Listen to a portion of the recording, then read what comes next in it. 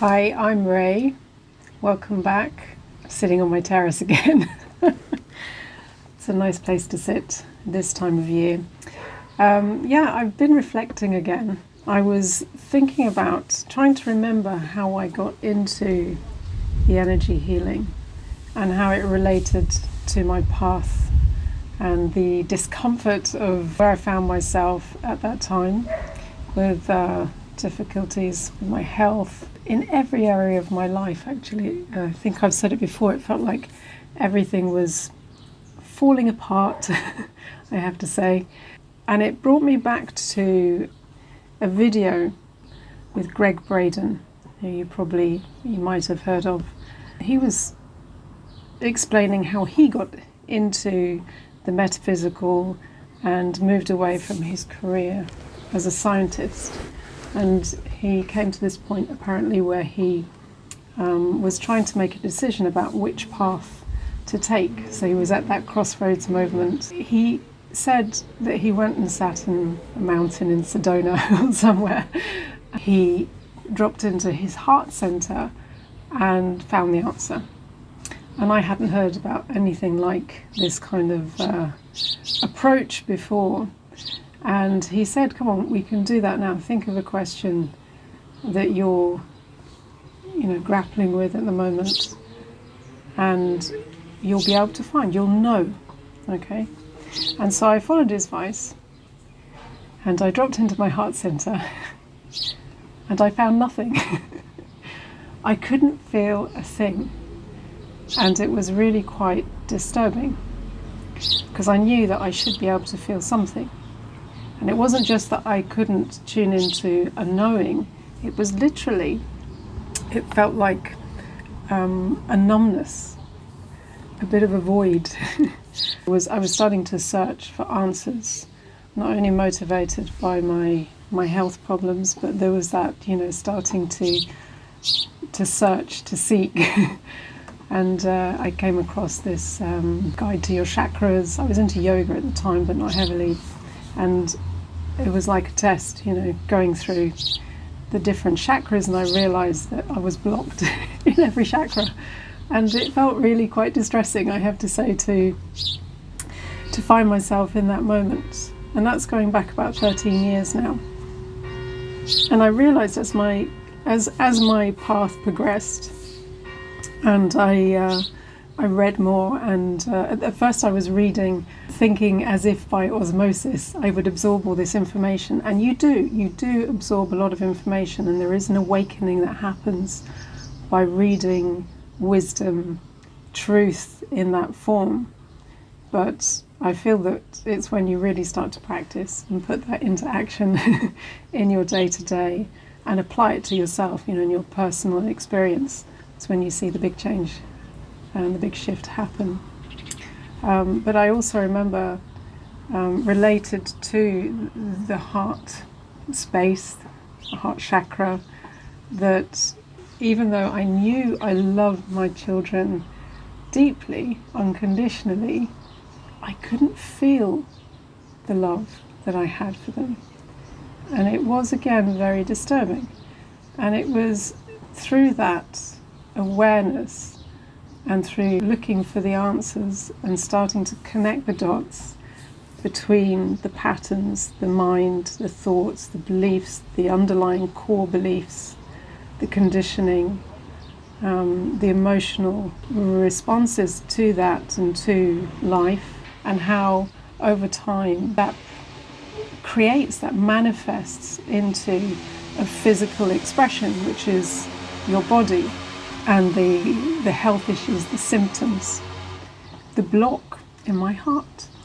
And I know now, with hindsight and the wisdom that I have gained through observing and understanding my own patterns and everything, that this block that I felt in my heart center, in the heart chakra, and all the other blocks that I had in all the other chakras, but particularly in my heart chakra, in this very, very important energetic space, I blocked to protect myself, to not feel too much.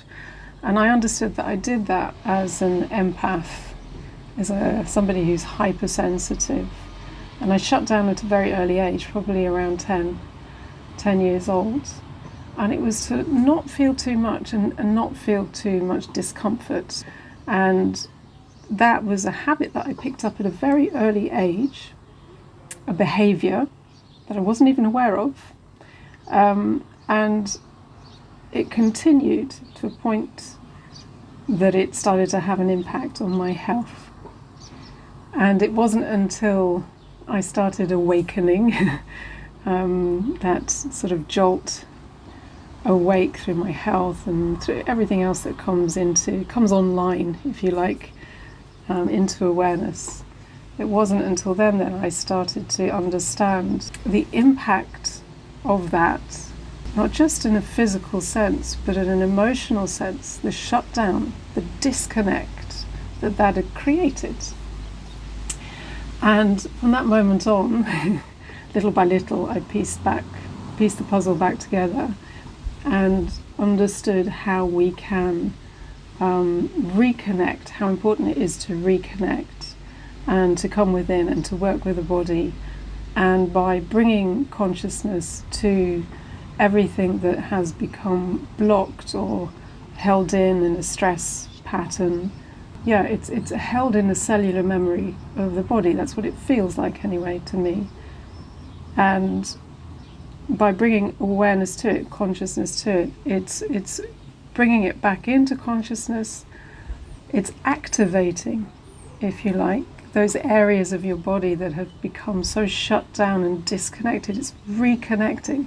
It's a little bit like reconnecting an electrical appliance.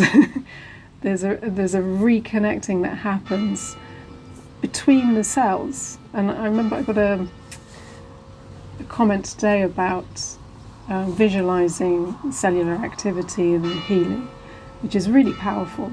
I've also done that in a different way, but it's that reconnection that happens in consciousness by using the focus and the attention of the mind, that form of consciousness, and to work with the body in that way.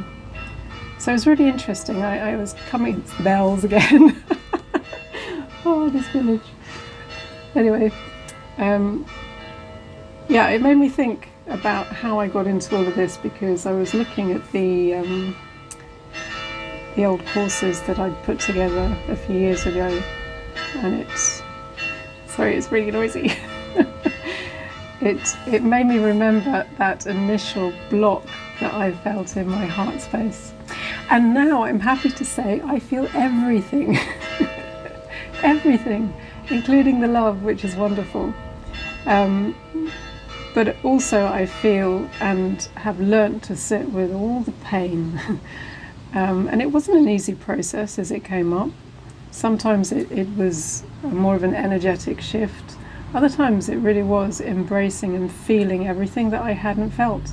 And I hadn't felt for, what would that be, 30 years, 35 years when I started all this. So there was a lot of feeling to do, and I've done a lot of feeling in the past 10 years, particularly in the past 5 years.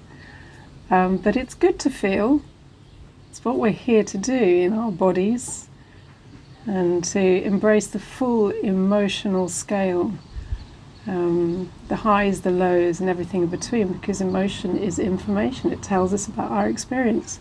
If we didn't have emotion, we wouldn't know what we're experiencing. We wouldn't be able to connect with the richness of life as we are able to experience it. So I thought I'd share that, and as always, I'd love to hear about your own experiences, and through whether it's healing experiences, working with the chakras, working with different trauma held in the body, somatic healing, all of this, it's all related, and I find it fascinating. And I will share more on that, and But that I think is all for now. Let me know what you think, and I look forward to seeing you in the next post.